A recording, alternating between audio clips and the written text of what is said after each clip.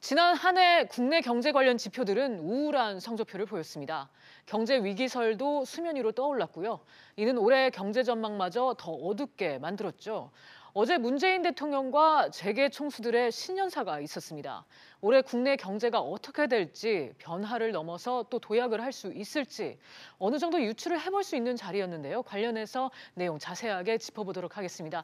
이인철 참좋은 경제연구소 소장 모셨습니다. 소장님 어서 오세요. 네.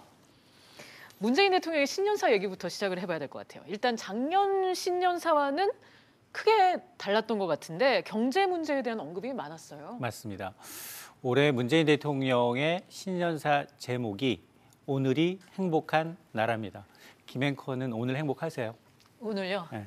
조금 행복합니다. 다행입니다. 네. 어쨌든 사실 이 신년사라는 건 현 정부의 정책 기조 방향, 올해 어떻게 가져갈 겁니다를 밝히고 국민들의 의사를 좀 반영하는 그런 자료입니다. 세 가지가 달라졌어요. 우선 장소가 바뀌었습니다. 당초 청와대에서 주로 하게 되죠. 네. 근데 이제 중소기업 중앙회, 여의도에 있는 중소기업 중앙회, 거기다 300여 명의 기업인들을 직접 참여시켰습니다. 특히 4대 그룹 총수가 모두 참여를 했다. 이것도 굉장히 이례적입니다. 네. 현 정부 들어 처음이고요. 사실 지난해 평양 방북 당시에는 정의선 현대차 수석그룹 부회장의 경우에는 해외 출장 때문에 빠졌었습니다. 그랬었죠. 그리고 세 번째가 말씀하신 것처럼 신년사 대부분이 경제입니다. 그동안은 평화, 번영, 공정경제, 소득경제, 소득주도 성장이었다면 이제 경제 방점이 찍혔다라는 건 올해 정부가 그나마 경제 쪽에 올인하겠다라는 의지를 직간접적으로 표명한 게 아니냐라는 겁니다. 네. 이 경제에 대해서 언급을 많이 한 거는 반길만한 일인데 그런데 기존 경제 정책 기조에 대해서는 변함이 없음을 분명히 또 한 것 같아요. 맞습니다. 지금까지 2018년이 우리 경제의 어떤 큰 틀을 바꾸기 위한 정책 방향을 정하는 시기였다면 그렇다면 올해가 3년 차입니다. 3년 차 정부에서는 정부 정책의 성과가 국민의 삶 속에 좀 반영되도록 노력하겠다라는 게 핵심입니다. 네. 그래서 사실 현 정부의 세 가지 정책 기조에 큰 변화는 없습니다. 그대로 가져갑니다. 그러면서 이 시간이 걸리는 만큼 당장 이제 소득주도 성장이라는 언급은 빠졌지만 이에 대해서 청와대가 해명을 하고 있습니다. 뭐라고 얘기를 하고 있냐면 이 소득주도 성장을 폐기하거나 변경하는 게 아니다. 말 자체가 좀 어렵고 그리고 지난해 사실 좀 논란이 있었지 않습니까? 소득주도 성장의 성과가 네. 연말까지 나타날 것이다. 아니다. 뭐 이런 논란이 있었기 때문에 제대로 이제 전달되지 못한 측면이 있기 때문에 빠진 거지 정책 기조, 현 정부의 정책 기조에는 변함이 없다라고 이제 강조를 하고 있습니다. 네. 그래서일까요? 소득주도 성장에 대한 언급은 거의 없었던 대신에 오히려 혁신에는 많이 무게를 둔 것 같아요. 맞습니다. 지금 사실은 지난해 이제 우리나라 수출이 잘 됐던 건 반도체 호황이었습니다. 네. 단일 품목으로 1,000억 달러 돌파하면서 연간으로 6천억 달러, 세계에서 6번째 순위를 기록하고 있고요. 달성을 기록한 걸 보면 뭐 굉장히 우수한 성적인 거 분명합니다. 그러나 반도체에 편향됐던 이런 정책 중심이 앞으로 미래 먹거리 개발로 이루어지기 위해서는 기업들의 규제 개혁을 통한 이 혁신이 가장 크게 이제 중요하게 방점이 찍혀 있는데요. 그래서 지난해 소득주도 성장과 공정경제에 굉장히 강조를 공을 들였던 정부가 이미 예고한 대로 일단 혁신 성장, 규제 개혁을 얘기하고 있는데요. 이건 사실 대통령이 언급으로 시작되는 게 아닙니다. 네. 정말 일을 해줘야 될 국회에 계류된 많은 혁신 법안들이 통과가 돼야 되고요. 또 오늘 앞서 뉴스에서 확인하셨습니다만 김정주, 넥슨 이 국내 최대 게임 회사 CEO가 지분을 전량 매각하겠다는 겁니다.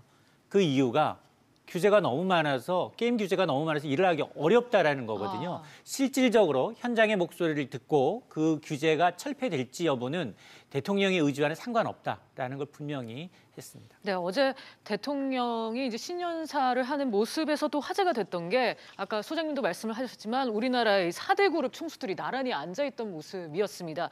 이렇게 신년사의 재계 총수들을 초청한 것도 어떻게 보면은 좀 같은 맥락으로 볼 수가 있을까요? 지난해 김동연 경제부총리가 SK 하이닉스 공장을 방문하니까 네. 대기업들한테 일자리 구걸하러 가냐. 그런 일이 청와대에서 있었죠? 이런 얘기가 나왔습니다. 네. 자, 그런데 일단 대통령은 조금 달라지고 있습니다. 앞으로 중소기업 어렵다고 하니 직접 만나겠다라고 얘기하고 있고요. 어제도 4대 그룹 총수뿐만이 아니라 중소상공인들, 영세 상인들을 포함해서 300여 명을 초청을 했습니다. 이 얘기는 지금 지난해 말부터 굉장히 논란이 되고 있는 최저임금과 관련한 주휴수당을 포함하느냐 마느냐에 대한 이 판결에 있어서 중소 영세 상인들의 굉장히 어려움이 크다라는 걸 지금 인지하고 있다는 겁니다. 과연 속도 조절에 이런 걸 영세 소상공인들의 목소리를 얼마나 반영할지는 좀 두고 볼 일입니다. 네. 한편 국내 주요 그룹들도 시무식을 열었는데요. 역시 총수와 최고 경영자들의 신년사가 있었습니다. 경영 키워드라고 친다면 생존과 도전, 혁신 정도로 정리를 해볼 수 있지 않을까요? 아마 이제 기업들의 혁신에 외치는 목소리는 과거에도 있었습니다. 마누라만 빼고 다 바꿔라라는 이건희 회장의 이제 얘기처럼 그동안 마른 수건에 찧어짜듯이 계속해서 혁신을 요구해 왔지만 지금은 굉장히 이 보수적인 경제 전망에 의해서 기업들은 사실 사내 유보금을 쌓아놓고도 적극적으로 투자하기를 꺼리고 있습니다. 이런 문화의 밑바탕에는 뭐 규제, 덫처럼 놓여 있는 규제가 이제 가장 크다라고 이제 계속 불평을 해왔는데 어쨌든 기업 총수들 입장에서 신년사를 발표하는 건 조직의 결속력을 다지기 위한 자리입니다. 그러다 보니까 위기, 대외적으로 불확실성이 커지고 있고 그리고 혁신을 통한 미래 먹거리를 어느 정도 하기 위해서는 내부 결속이 필요한데 그러다 보니까 생존, 도전, 혁신이라는 세 단어가 가장 이 4대 그룹뿐만이 아니라 대기업 시무식에서 가장 많이 거론된 단어로 정리를 할 수 있겠습니다. 네, 그러니까 뭐 세부적인 거에는 조금씩 차이가 있을 수 있겠지만 역시 미래 먹거리, 그러니까 미래 지속 성장을 위한 기반을 구축해야 하는 것에는 모두 뜻을 모은 것 같습니다. 맞습니다. 삼성의 경우에는 일단 그동안은 이제 패스트 팔로워 전략이었죠. 조금은 네. 1등을 따라잡아가면서 성장하는 전략이었다면 지금 퍼스트 무브 전략으로 차별화하는 전략, 리딩 그룹으로 가겠다라는 거고요.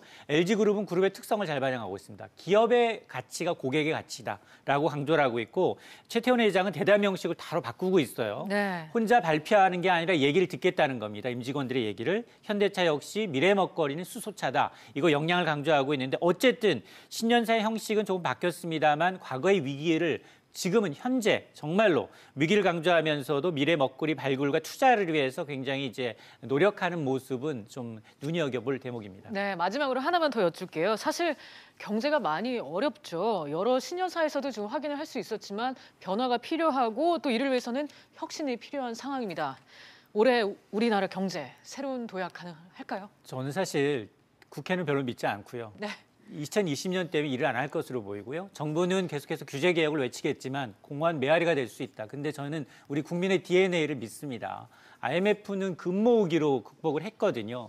과감하게 일 못하는 국회의원들한테 따갑게 질책하고 해야 합니다. 정말로 이런 이제 이 감찰의 눈초리가 없다면 정말로 올해 더 힘들어질 수 있습니다. 아마 영세 소상공인을 직접 만나는 현장에서 현장의 몫을 얼마나 귀 기울일지 그리고 지금 나타나고 있는 이 정책들이 표와 무관하게 경제의 모멘텀, 구조개혁을 통한 경제 모멘텀을 이 활력을 찾는 데 얼마나 도움이 될지 지켜볼 대목입니다. 네, 2019년 새해 우리 한국 경제에 새로운 도약이 있기를 한번 기대해 보도록 하겠습니다. 지금까지 이인철 소장과 얘기 나눴습니다. 소장님 감사합니다.